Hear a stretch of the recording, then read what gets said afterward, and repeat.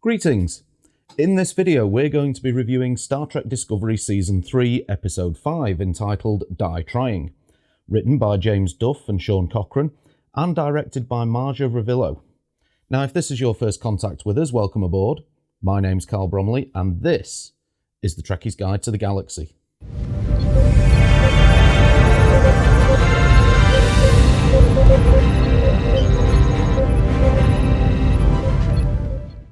So, our episode opens up with Saru's captain's log, explaining that we're approaching Federation and Starfleet headquarters, and the brief conversation between Captain and Number 1 highlights that despite the 930-year gulf between the Federation they know and the one they're about to rejoin, Saru trusts that what matters most will have endured. Now, remember that line because it's important later on. Upon entry to Federation headquarters, we get a scene that I found very reminiscent of Picard's archive room. It was a true geek-out moment, brilliantly written so that the crew reflect how pretty much any fans watching will have been feeling at the reveal we've been waiting for. Nice 25th anniversary nod to Voyager with NCC 74656-J, and as they determine it's the 11th generation of ship to bear that name, OO says she'd love to hear those stories. Spoiler alert, Harry's still an ensign. And there's also a touching dedication to Aaron Eisenberg as we cruise past the USS Nog. And as Discovery is remotely docked and Saru and Burnham and Adira prepare to beam over, we get the triumphant Star Trek riff playing to confirm that we are most definitely now where we should be. All seems a bit too good to be true, doesn't it? We're quickly introduced to the Starfleet Commander-in-Chief, Admiral Charles Vance, and his Chief of Security, Lieutenant Willer. We get some exposition that brings us up to speed with the fact that Keminar did join the Federation, and that the Federation now only consists of 38 worlds from its peak of 350. We also get a situation report stating that the Emerald Chain, consisting of Orion and Andorian ships, seemingly led by someone known as Osira, have been spotted in the Sigma Draconis system. Vance states that they've been more brazen lately and wants real-time updates of the situation. This has got to be a setup for future episodes, and I think it'll probably tie into the burn as well. I mean, one of the main things to look at in any investigation is who stands to benefit. Well, the Orions and the Andorians seem to have come out smelling of roses after the burn, whereas all the other major powers seem to have fallen apart, clearing the way for them to take over. Just saying. Adira is taken away to medical for a full diagnostic, and we learn of the Killy, a group of refugees who are dying, and it's due to the fact that they visited a planet called Erna, which in the 24th century, the Federation was beginning to sound warning bells about due to over-industrialisation of the planet, which would basically cause global warming and mutation of all living things there. The Killy are suffering from an illness brought on by the mutated food that they scavenged while there. Burnham tries to offer help, but is quickly snubbed by Vance, who effectively is saying to her that he doesn't need an officer 930 years out of date, trying to help them with science. Vance isn't ready to trust Discovery and her crew yet, which is understandable, as he explains that the Federation spent most of the 30th century fighting a war to uphold the temporal accords, and that by definition, Discovery's being there is a crime. So instead, he plans to retrofit the ship and reassign the crew, which, again, to be fair, it's well within his right, says the C&C, but we know that won't happen, because that'd be the end of the season. Back on Discovery, Burnham confronts Saru with her plan to go against Vance's orders to get their hands on the roster that would enable them to jump away and find a cure for the Killy, thus proving their usefulness as a crew and changing Vance's mind about reassigning them all.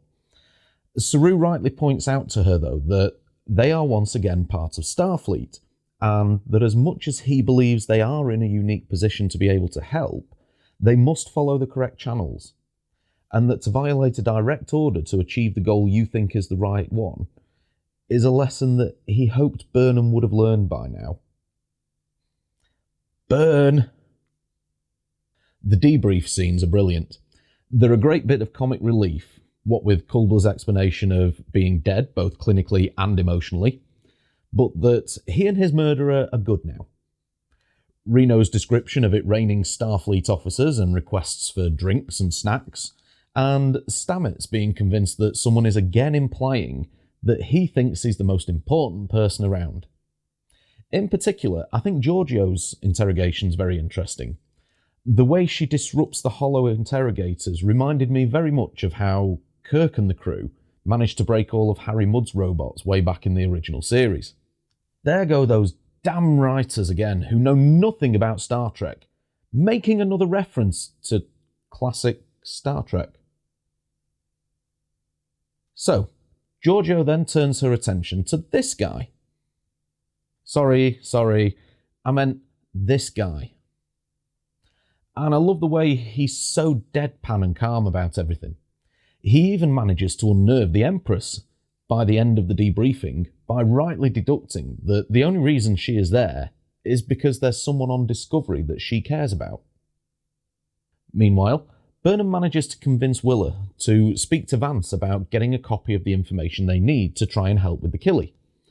They deduce the problem and a solution, and after another outburst from Burnham towards the Admiral, during which she's basically belittling his reasoning and lack of trust, Saru manages to negotiate the Admiral's approval for the mission by promising to remain at headquarters, effectively as collateral.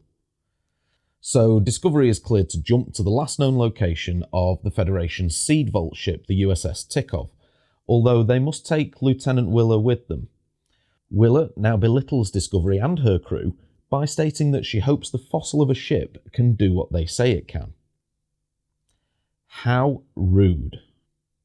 We then get a great little moment where the crew are basically able to give a big, fat to Lieutenant Willa. The Tikhov is trapped on the edge of a huge plasma storm, meaning that Depner must navigate close enough for them to be able to track to the ship out.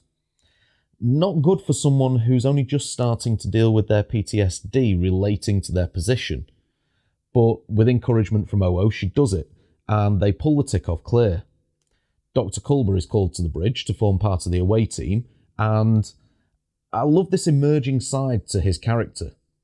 It's confident, but without quite crossing the line of cockiness. And I think Dr. Culber's got a big role yet to come in how this season's going to play out. But I'm not going to go into that. I'm going to save that for another video. So the three of them beam over and discover that plants are growing wildly, which they shouldn't be. After all, it's a floating seed vault, not a floating arboretum. And with further investigation, find an old log showing the Barzan family that were its caretakers. And the family are humming a very familiar tune. It's the same one that Adira was playing on the cello at the end of the last episode. Now, how can that be? Well, I've got a theory forming on how some of these things are going to come together, and I'm going to do a separate video on that later this week, so make sure to subscribe to the channel and click the bell for notifications, that way you'll see when it goes live. Burnham proceeds to the vault, and meanwhile, Culber and Narn find the mother and two daughters of the family in stasis chambers, but they are already dead. And while Narn is looking over some more of Dr. Attis's logs, he mentions a bright light that hurts his family, and he's trying to find a cure using the seeds in the vault. She also sees him phasing during the log, and so does Michael as he phases into the vault and attacks her.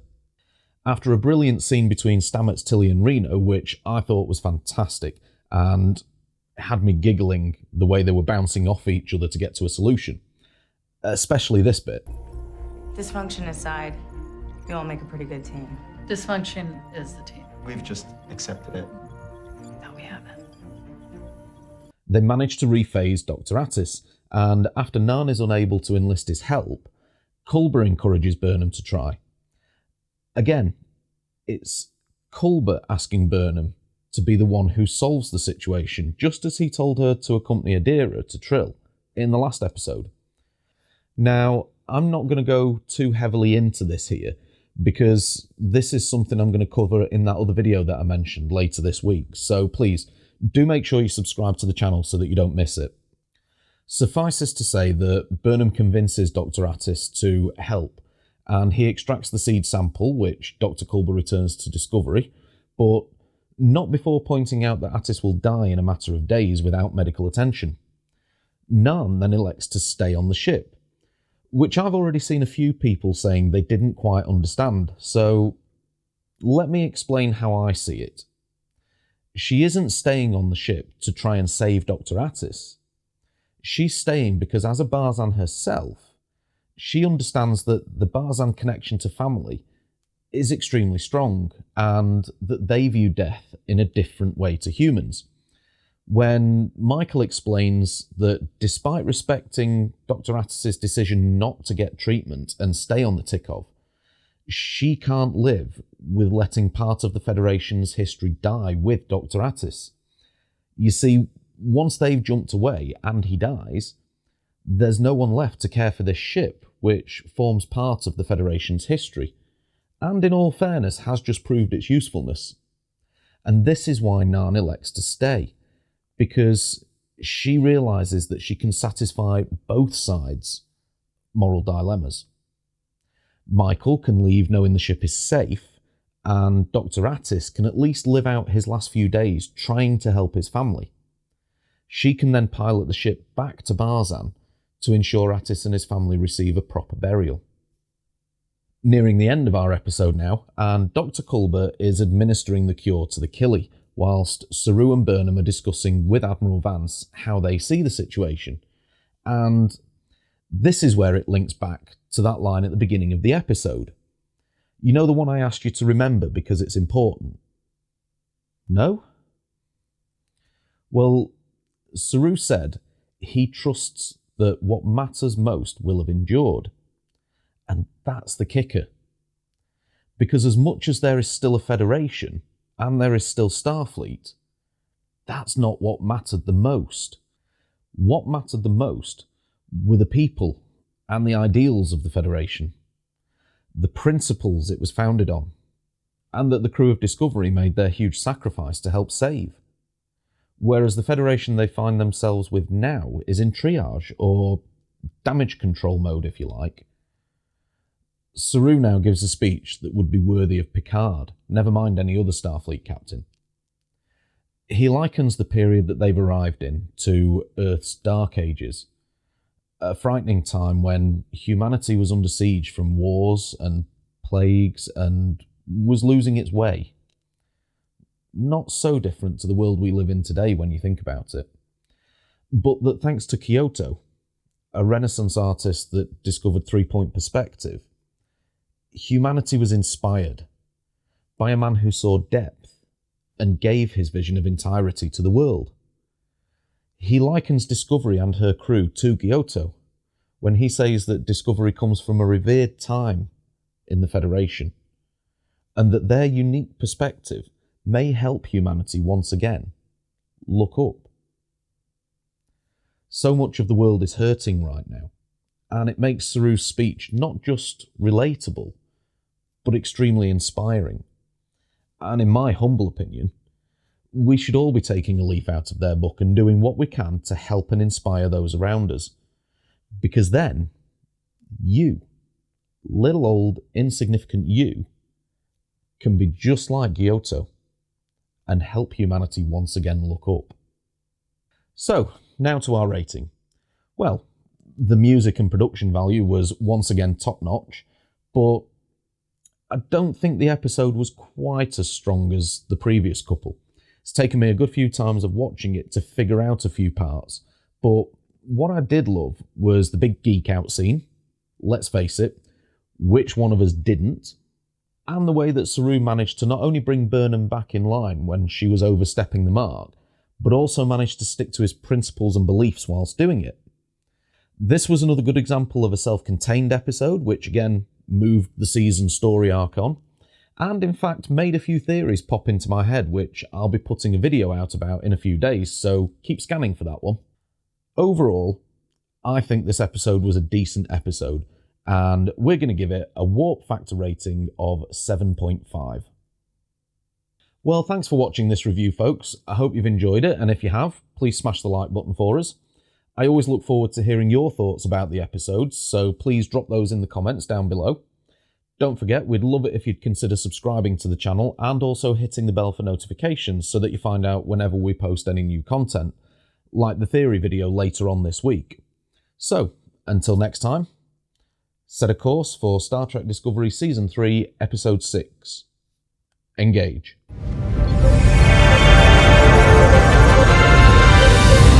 Thank you.